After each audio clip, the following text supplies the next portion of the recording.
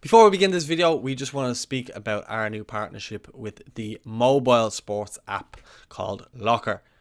Locker is a new sports app whose mission it is to centralise premium sports content and put the power in the hands of fans to personalise their world of sport from sources they love and trust. It's recently launched and is available in UK and Irish app stores. It's free to download and it's great for football fans, so ahead of the internationals, give it a download and let us know what you think. We will be announcing more about this partnership in the coming weeks, but you can list your favourite club, whether it's in the Premier League, whether it's in the Scottish League, whether it's in League of Ireland, and you can have all your stuff listed in a feed designated to you, and you can get push notifications as well to your club. So check it out, it's free to download and the link is in the bio. You were forced into a couple of changes with your squad recently. Can you talk us through those? I could imagine Martin McGuinness and Liam Kerrigan in particular would be considered big losses. Yeah, hugely disappointing. Liam Kerrigan, and he rang me to say that he injured his knee, and he didn't know the extent of the damage until obviously he received his MRI results, and he just got back on the phone to me and he was devastated, that he'd be out for a length of time.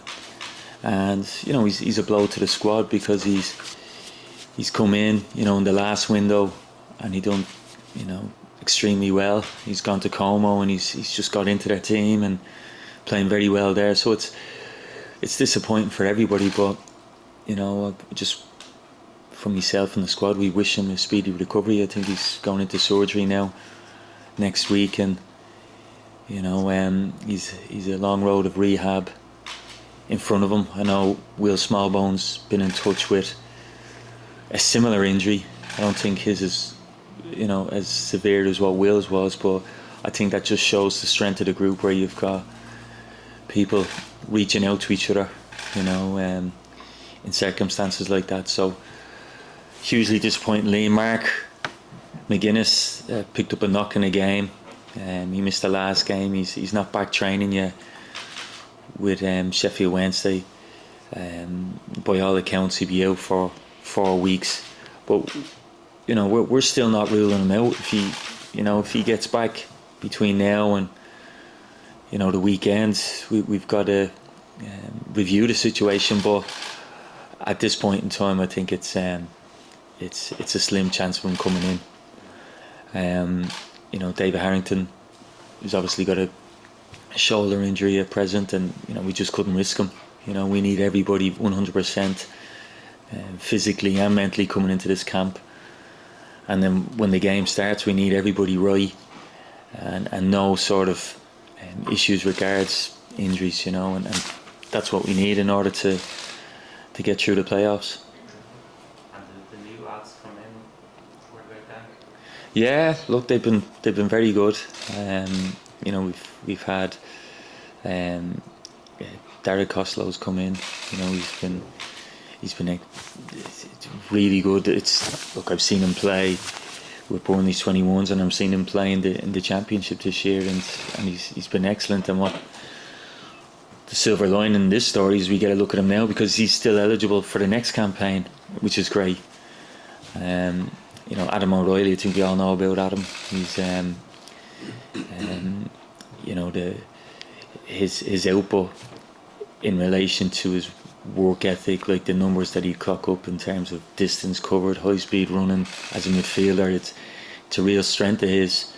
And to have him around the place, it's a little bit different to what we already have, so if we need him, he's somebody that won't let down his country, and look, he's been here before with the other underage teams, so he knows the drill with regards to international football. And Selmo, he's been excellent this year. He's played right side of the fence, and he's been really, really good.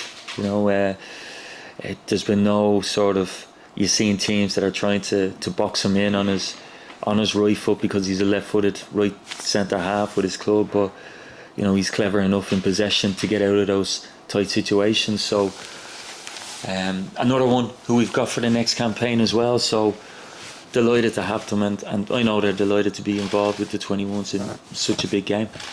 Are there any other doubts or injury concerns or anything like that?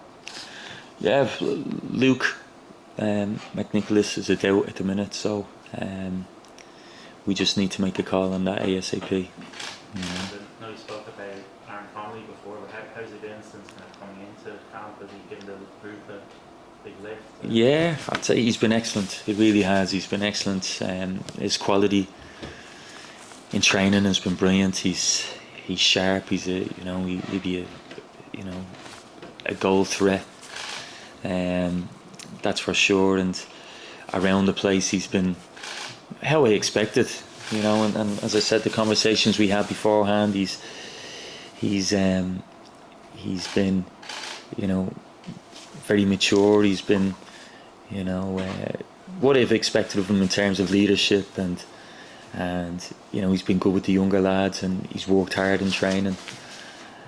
And look, I'd imagine it'd be difficult for him, because we were training around the same time as the senior team, and for him to get off our bus while the senior team were training, I wonder himself, is he thinking,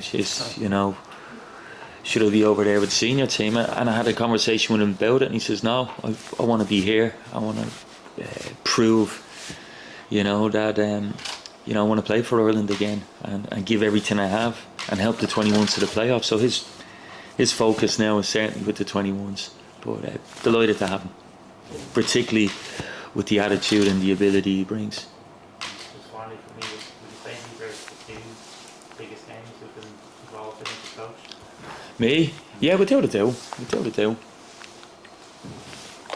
As I said to the players already, it's 17 attempts for us to get this far with the under 21s, and I think that's 34 years of playing under 21s football, that this is the furthest we've got. So we're 2 games away from a place in the finals, so it's uncharted territory, and it's something that we're going to enjoy the experience, but it's about taking that next step, and we've worked on that since Monday morning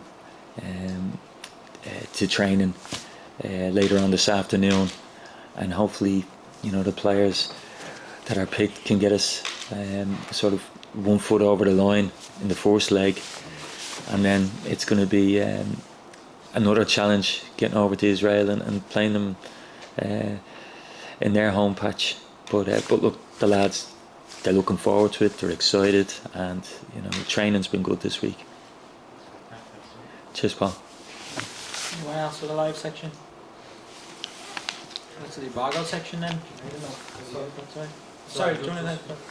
Jim, sorry, there's a lot of talk about Aaron obviously coming in, but there's an indication of the relationship between the seniors and the under 21s as well. You talk about Aaron maybe looking towards the seniors getting off the bus, but the last time he played for under 21s, Stephen was the manager.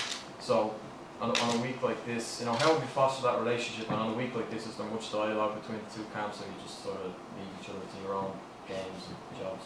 No, Stephen rang us yesterday to ask about, how's it been going, asking about players, what's preparation been like, and it's something we always do, whether it's Keith Andrews or Stephen Kenny rings, or vice versa, because I might ring them, and he's been asking about certain players, and look, it's been all positive up to now, apart from losing the few players with regards injuries. Luca misses out as well because of a tight hamstring, and as I said, Mark McInnes, so it's Liam Kerrigan and Dave Harrington, so they're big losses to the group, and they've been sort of good characters to have around the place too. So that's that with that regards. But look, Aaron has come in, and he's keen to make an impression, and he's certainly stamped his authority in training. He came, he missed a game with his club because of a tight groin, So we had to monitor that situation, but he's been training really well, and he's looking forward to the 2 games. And there was no other debate about other senior players eligible for the 21s potentially coming in. No, so it was really Aaron would have been the only one, that as I said before, we reached out to him to see would he be interested in, because you can't dismiss, as I said, talent when you got such a small playing pool to begin with compared to other countries. He's playing football, he's playing at a decent level. He showed us through his move to a club in Italy that it's getting away from all the noise that was distracting him in the UK. So that was a good step. And then we had numerous conversations beforehand. So I was happy enough that we were going to get an Aaron Connolly who was focused and ready to deliver. Jim, what about vice versa? Like Conor Coventry jumps off the page, small ball, and even Evan Ferguson going losing them. You know what I mean? For this window, not necessarily this window, but are you surprised that you've kept so many of the players? Because it's such a fluid underage group, under 21s obviously. Are you surprised that you've kept so many key players and they haven't made the next league book? I think it's a matter of time. I think maybe now I'm not so sure. Although Stephen has asked about certain players that he's asked me to keep it private, but there is players that are definitely on his radar. So and that might be a case in November where we've no games in November, so it might be an opportunity for him to experiment with certain players with the friendlies that were just announced. But no, I think the group that got us this far, I was sort of confident enough that we keep the names you said there, whether it was Will Smallbone, Conor Coventry, Evan Ferguson. I was sort of confident enough that we keep them. You doing well to keep them the next summer though, wouldn't you? Yeah, well look, football, I think development of players is such a hard thing to predict, and that's why I'd be, careful when I'm talking about players. You say they're high potential, are they the finished product? No. All players go through, peaks and troughs during their career, and for me, with international football, with the windows, it's those players who are peaking closer to the window that you say, okay, they'll come in and play. So I don't know what way Stephen operates, but if Evan Ferguson is playing first team football at Brighton or somewhere and he's scoring goals, I'd say there's every chance that you get a senior call up. And the same, Will Smallbone is done very, very well at Stoke City at the minute. So come the finals next June, who knows? But again, as everybody's seen, what's happened here is that Stephen brought up 10 players, but that opened the door for other players to show their worth, and they have done. We've got to the playoffs. So when June comes, if Stephen takes up certain players of this particular squad, it's an opportunity for other players to shine. I think you mentioned Finnegas last week. Just surprised a lot of people from the outside looking in at his call. How's he done, or how close is he to your team? Yeah, Finn's done well. He showed a lot of good things in training. So he's ready to go. He's ready to play. He's a good lad. He's settled in with the group very well. I think his journey at the minute's been a really positive journey in terms of going to Newport and how he performed last year in League Two. Now he's making a sensible step to League One, where he's been excellent with Plymouth. So he's come in, he's done very well, and but look, we still need to see what the starting 11 is going to be for the first game, and I've no doubt there could be changes in the second game too. So somewhere along the line we'll see perhaps a couple of new caps.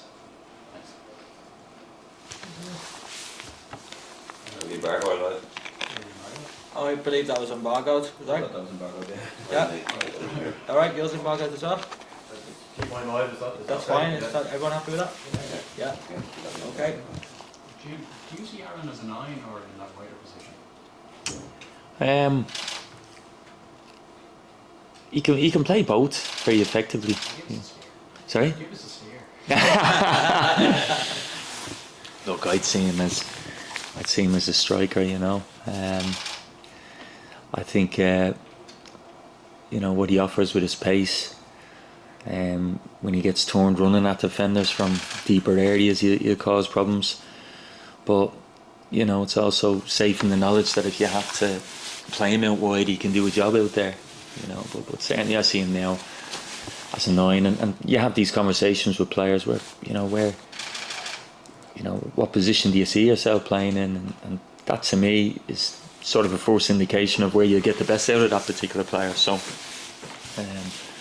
look, I'd see him as a 9, so. And I know you said you called him to send him out and make sure he was interested in coming in, but was that with a view to what you've seen from Isreal, or was it just because he's a talent and you'd like him in your squad anyway? Yeah, that Isreal didn't sort of influence me at all with the decision. It's about getting your best players, in the building first and foremost, and then you've got to do the mathematics to say, okay, how are we going to exploit Israel's weaknesses, and whether that's changing a system, that's putting players in different positions.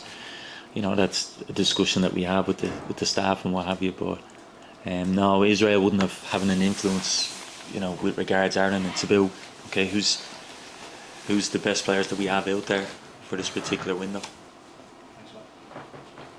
On Israel, Jim, they seem to blow very hot and cold, the big Poland being hungry, and then lose to Latvia. They seem to struggle a bit against San Marino. Just what are they like? Are they that sort of erratic team, very good on their day, or what do you make of Israel? I think they're very good. In those 2 games, they made a lot of changes. A few lads that normally play would have jumped up to the senior team, but it gave other players an opportunity, and they got beat by Latvia. And I'll be honest with you, I don't know how they got beat. The amount of chances that they created. It was just one of those games that Latvia just got bodies behind the ball, and whatever Israel did, whether it was blocking shots, clearing balls off the line, and really, really good opportunities that Israel missed in front of the goal. But so even in a game like that, they got beat 1-0. It just showed their qualities in terms of carving open chances against a team who got a lot of bodies behind the ball. So they got beat there. They played San Marino and they were comfortable. They beat San Marino quite comfortably, 2-0 to finish the group.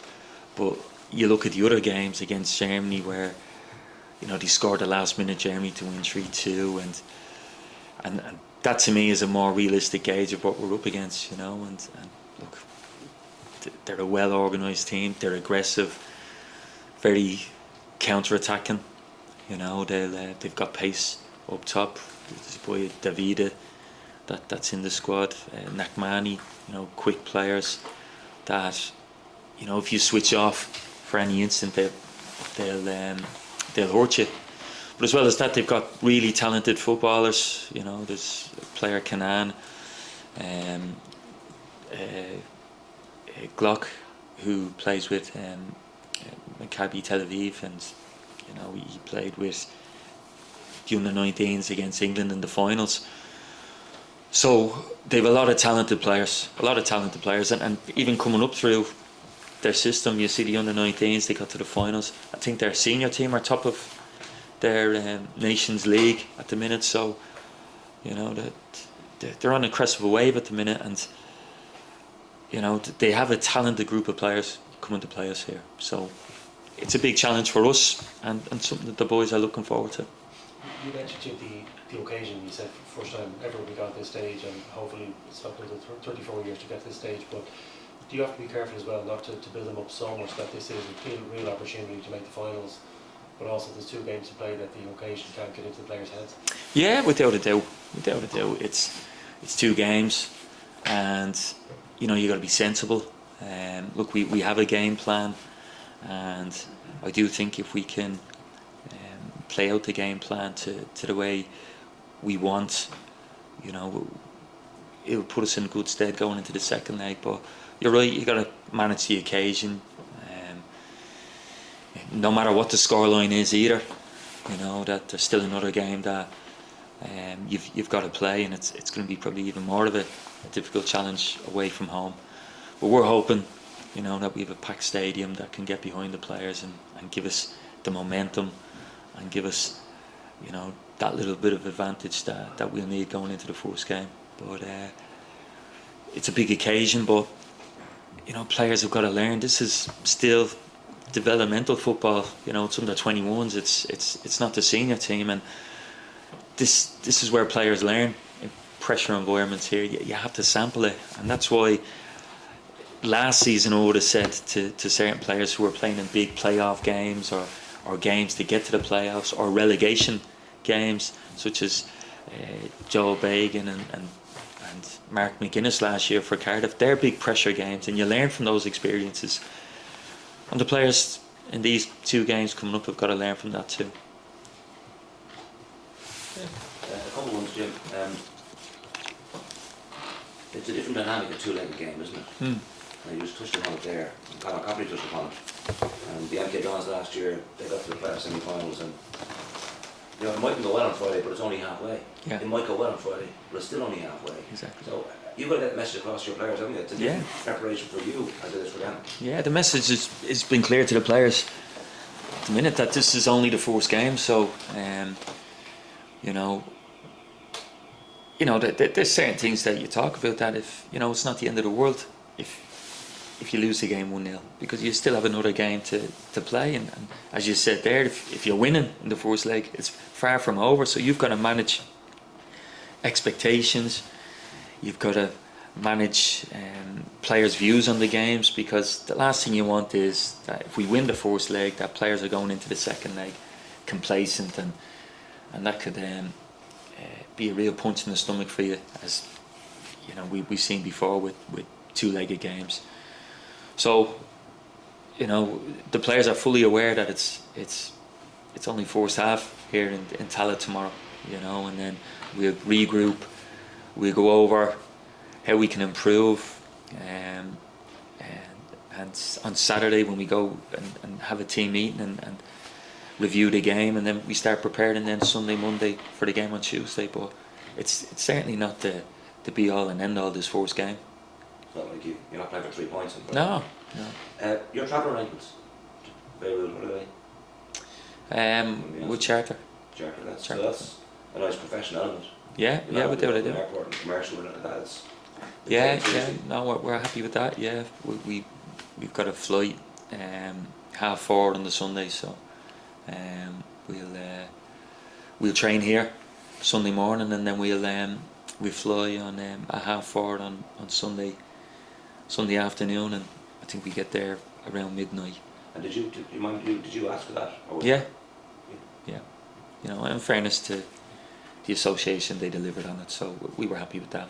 And again, it's the significance of the game, how important it is that everything has to be right in preparation for the game. I'm glad that's happened. Thank you. Traveling around Europe. And one last thing for me, and yeah, I know it's a broken down record, but there's no developments in your contract as your No development. As I said, I've parked that up now. I've too much to focus on here. You know, that's way down on my priority list at the minute. Okay. David? Can I just ask, just quickly, Jim, Israel, we haven't seen a lot excuse me, other players and what their style of play is. Can you give us any insight without giving too much away, probably, into what problems they're going to pose for Ireland tomorrow? Yeah, look, pace up front. They've a player, Davida, who he could play wide, like Aaron Connolly, or he could play up top, and you know he'll shoot from distance. Then you've got real technicians, Glock with Maccabi Tel Aviv, and he played with the 19s last year. He could carve open teams. He makes positive runs forward. He can score goals.